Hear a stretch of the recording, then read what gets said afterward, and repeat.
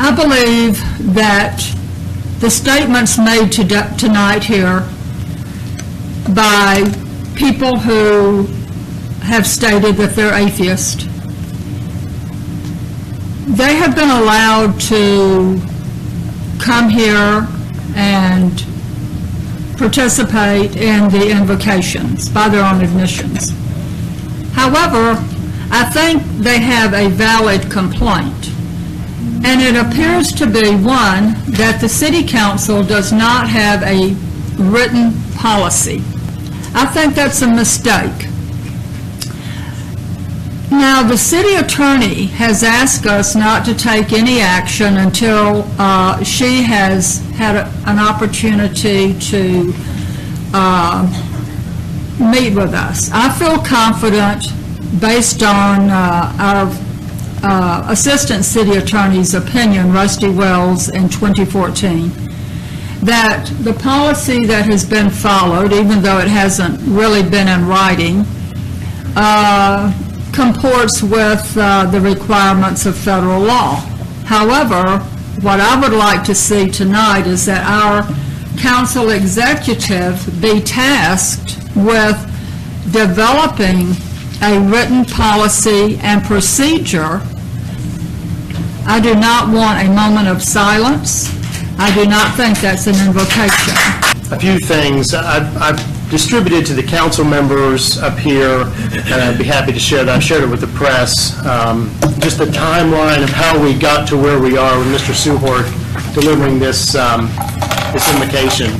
This will be the third time since 2012 that Mr. Suhort has delivered an invocation in this chamber, if this happens on Thursday.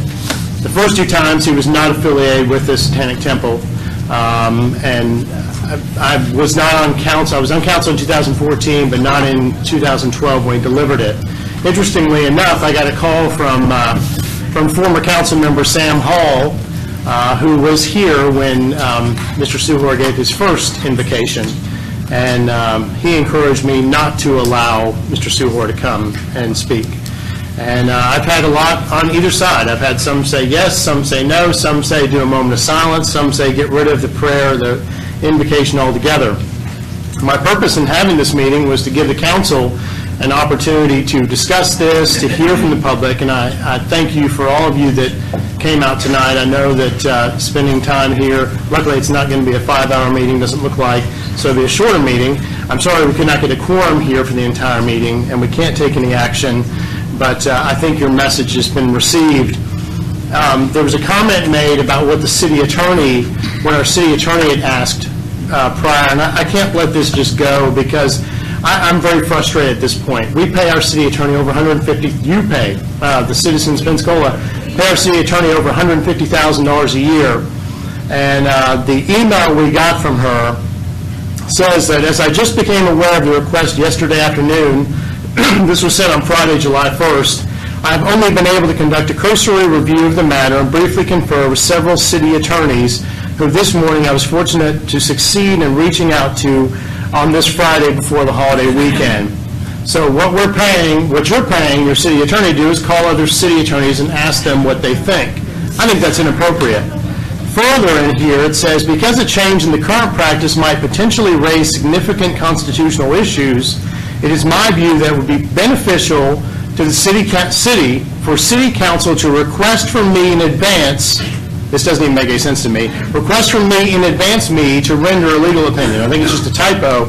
But what the city attorney is telling us is that she thinks we ought to ask her for an opinion. I'm like, I think we already did. And here's the problem that we have in this system of governance, is that the mayor can walk down and ask the city attorney something anytime he wants to. The council has to vote on it. So we're in this kind of this gray area. The city attorney's not here. She's out of town. We can't really take any action to change our policy because she's concerned about these issues, which is exactly why the city council needs its own attorney, which is not even relevant, but I just wanted to mention that.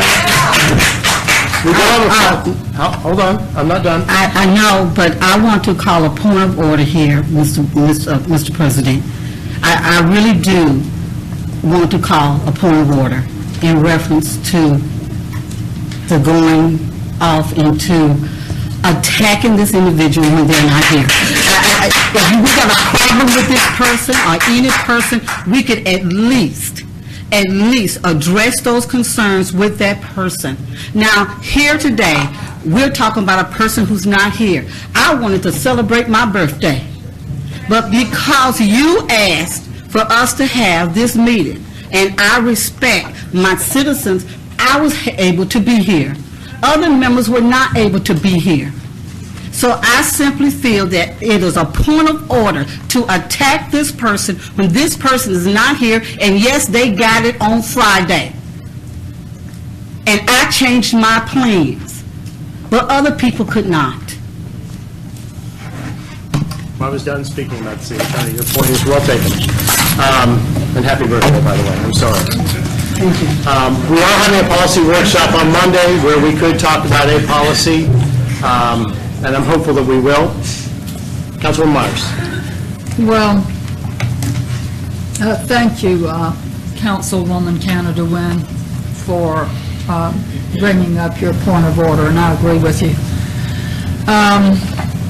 You know, had I known that the Assistant City Attorney had already given an opinion back in August of 2014 when I agreed to come to this meeting, I would not have supported this meeting because I think it could have been done at a regular council meeting. So I'm really kind of upset that I had to search out information that I should have been given and didn't know about.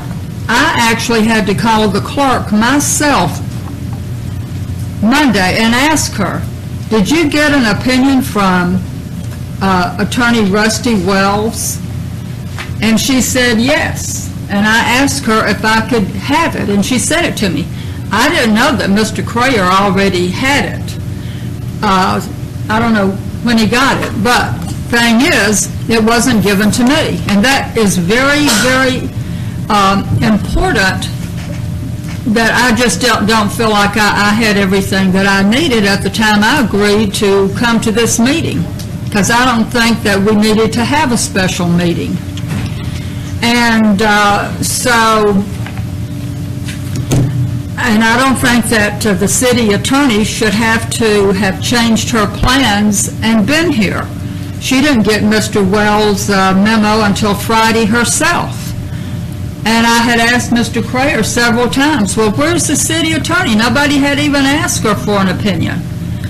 And so, to me, this is not